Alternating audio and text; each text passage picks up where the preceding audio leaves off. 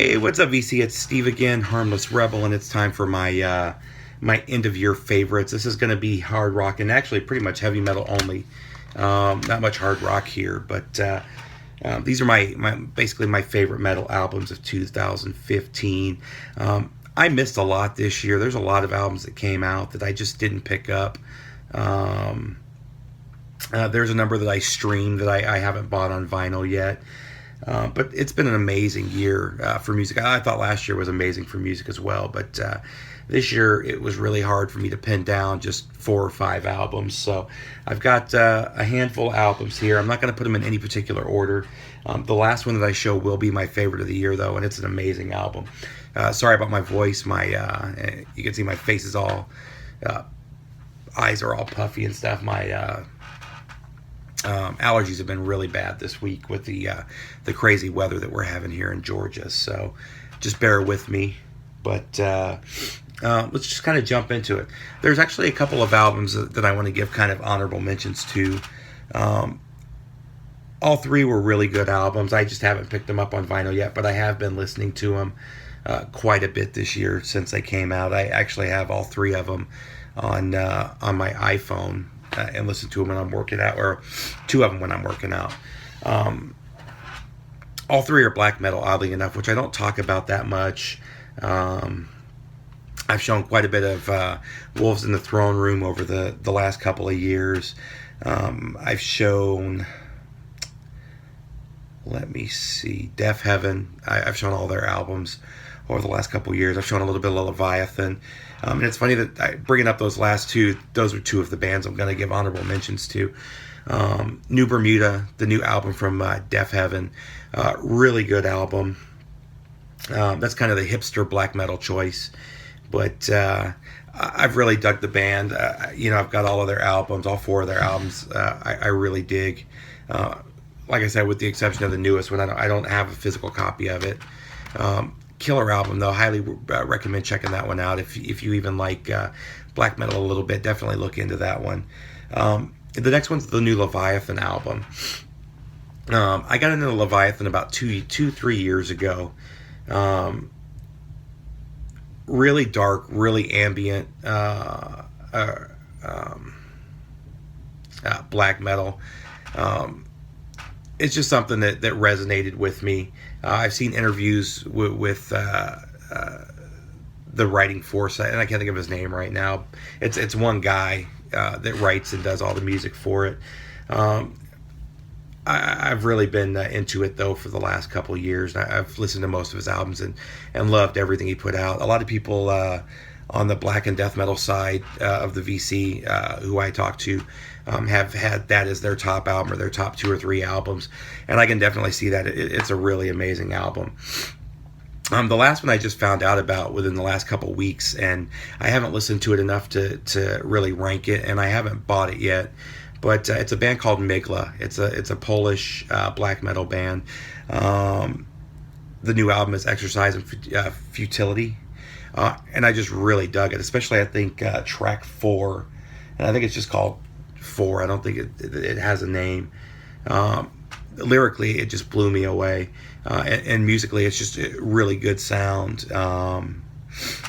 So those 3 are just kind of honorable mentions, and I'll probably pick those up if I run across them. But so let's just kind of jump into my main list and get started with an album that I talked about earlier this year. I mentioned the first time I heard this was going to be in my top of the year. This album is just that good. Just an amazing speed metal album. Very much neoclassical guitar, and that's Venom from Impellitteri. This album has just blown me away. This one's on white vinyl. I love this album beginning to end. It's gotten quite a few spins. This is Impellitteri at his best. His guitar work is amazing on here. You could put him next to Yngwie or Satriani, and I mean, he's there. Vocals on here. Rob Rock is amazing. He sounds really good on here. Just a killer album from beginning to end. One that I highly recommend checking out. This next one I wasn't going to actually show, but at the last minute decided to do it because it's an EP. But it's an amazing EP beginning to end. I've heard a lot of people criticize this, and for good reason, but I absolutely love it. And that's "Sign of the Witch" from Orchid. I love all 4 songs on here. They're definitely Black Sabbath fanboys. They definitely ripped off 2 Black Sabbath riffs on here, but they totally do it justice. It doesn't sound like a band trying to be Black Sabbath. It's a band that's taken that influence and just run with it, and they just put out some amazing music, and this EP was no exception. I can't wait for their next full length to come out. I believe it comes out. They're going into the studio pretty soon here. Next up, I guess we'll go ahead and jump to this one. Scott showed this one. This was like his number 2 or number 3 pick, and I can definitely see why. I've loved this album. It sat in my car for about 3 weeks. It's the only thing I listened to, and it's been in constant rotation ever since. Just a beautiful album from beginning to end. This is a super group with members of Recon, with members of Deliverance. There's one other band that a couple guys in here are from as well. But just an amazing album from beginning to end. And that's Worldview, The Chosen Few. Unfortunately, this wasn't released on vinyl. And as with Scott's, this one is signed by the entire band. They call themselves a power metal group, and there's definitely elements of power metal here. But there's also a lot of progressive metal here. They reminded me of, there's a couple songs that reminded me of Dream Theater around the Mirror time frame, which is very high praise. But this is just a killer album beginning to end. I can't talk enough about how good this album is, and highly recommend looking into this one. Just awesome. Next up is one that I didn't like the first time I listened to it. I shouldn't say I didn't like it. I thought it was good, but I just thought it sounded like everything else that they put out. And this, just like AC/DC, this has been what the band's criticized for, for the last 30 years. But the more I listened to it, the more I dug it, and I've really gotten into it. And sadly, this is pretty much it for the band. It's Bad Magic from Motorhead. I haven't bought the vinyl of this. I ran across the Digipack at one of my local used music stores for $5 and grabbed that. But it's gotten quite a few spins. The more I listen to it, the more I like it. Lyrically, Lemmy was on point, And obviously, sadly, we lost Lemmy a couple days ago. But he definitely went out on top, man. But, and actually, I think Way is the only member of the original lineup that's still alive. So, but killer album. Recommend checking it out. Let's go back to the vinyl. Next up, this was one I was real late. Picking up. I've only had it for about 2 months, but I absolutely love this album. Actually, they just released a live album, which should have been here this week. I'm not sure what's going on with it. I'm going to have to get a hold of Nuclear Blast. But this is From Beyond, Enforcer. I love this album.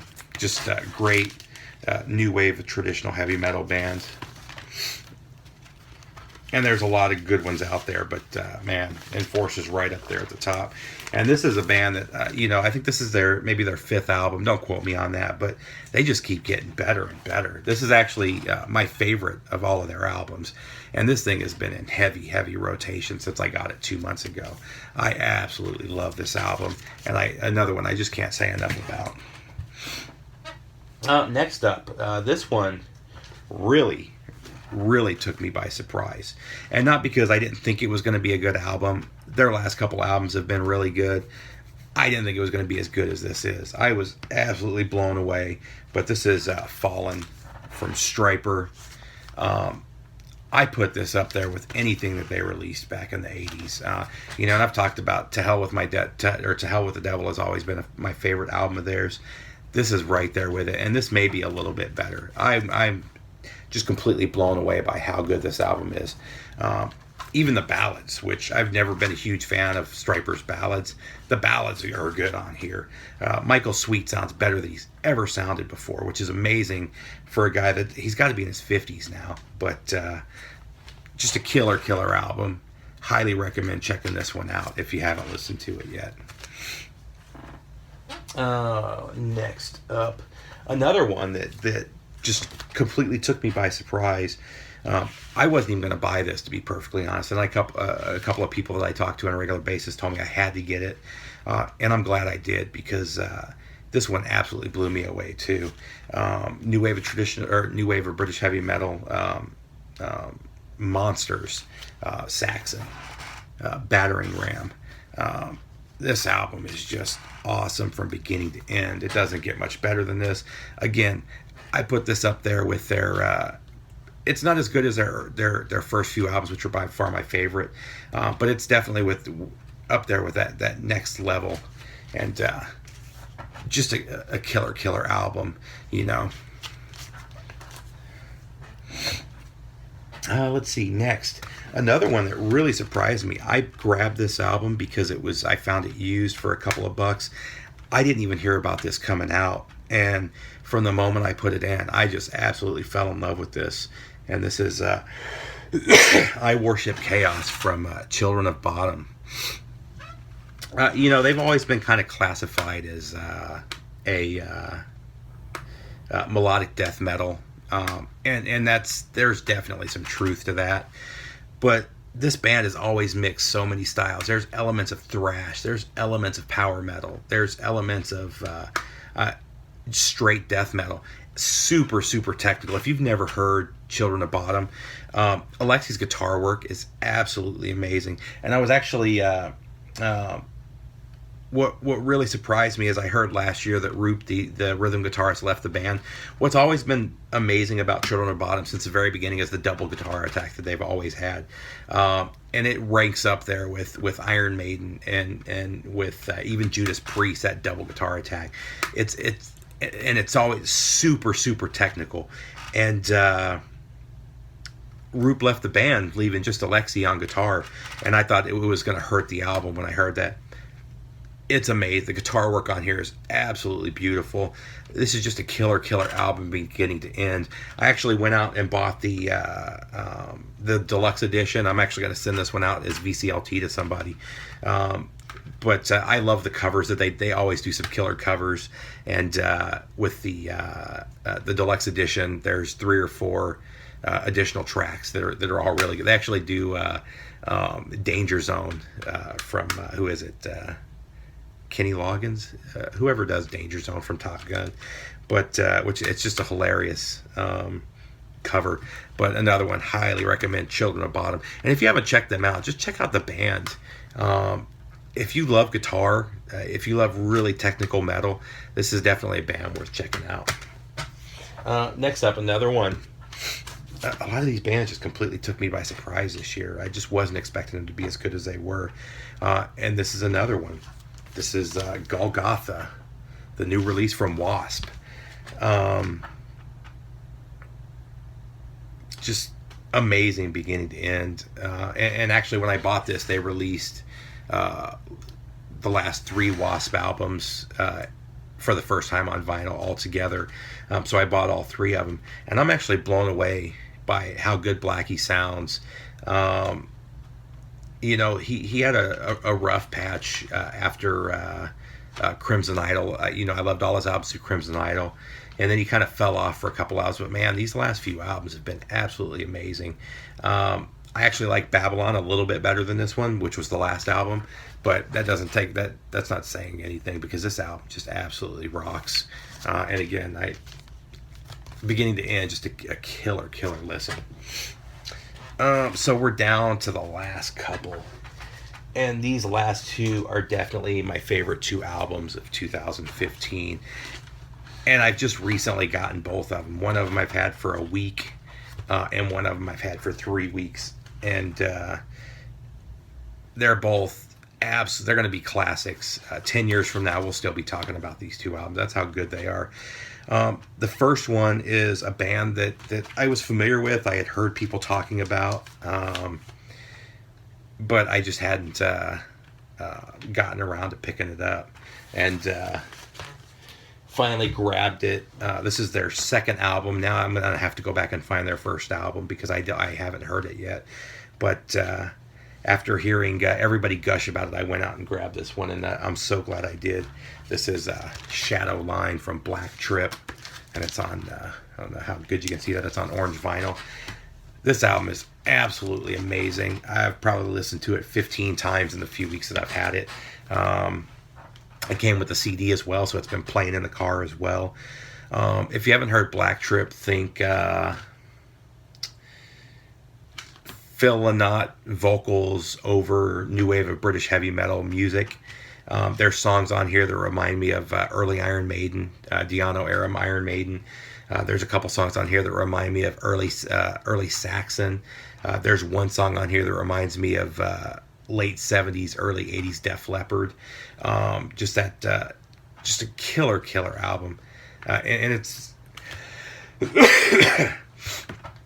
a couple of people have mentioned Scorpions. I think the songs they're talking about sounds more like UFO to me, but still, I mean, these guys definitely, you definitely hear their influences on this album, but that it doesn't take away from it. And a lot of people talk about how Black Star Riders reminds them of the best part of Thin Lizzy. Black Trip blows that album out of the water, and I loved the new Black Star Riders album. Black Trip is amazing. Highly recommend checking this one out. If you like 70s or 80s hard rock, new wave of traditional heavy metal, new wave of British heavy metal, grab this album. This thing is absolutely amazing. And this was going to be my album of the year until about a week ago. This album came in and absolutely ripped my face off. Absolutely amazing album. This is by far the best album of the year in my opinion. It's funny, I knew that this album came out maybe 2 months ago, and I've been looking everywhere for it. Apparently it was pretty easy to find in Europe, but for some reason nobody had it here. And then about 2 weeks ago, maybe 3 weeks ago, Hell's Headbangers finally got it in, and I couldn't buy it fast enough. And since it got here, it has almost not left my turntable. Just an absolute classic from Ambush, Desecrator. This album is amazing. If you haven't heard this, buy it now. Doesn't matter if you get it on CD, vinyl. You've got to have this album. Definitely. This is probably, I think this is my favorite album of the last 2 or 3 years. That's how good it is. You can, I don't know how well you can see that, but it's on clear vinyl. But that's pretty much it, VC. I know that there's some albums I missed. There's a couple albums that I'm pretty sure would be in my top 10 had I gotten them, just based on what people have heard. Tell me if you think I've missed anything. I'm going to do a video in the next few days about, I've got a stack here of about 7 other new releases from this year that I had high expectations for that just didn't make the list. A couple of them I'm really disappointed about. A couple were really good. They just weren't good enough to be on the list. So, again, that's it, VC. Tell me what you think. This is my last video of the year, so I hope everybody has an amazing new year and safe new year. And I'll talk to you soon. Take care, VC.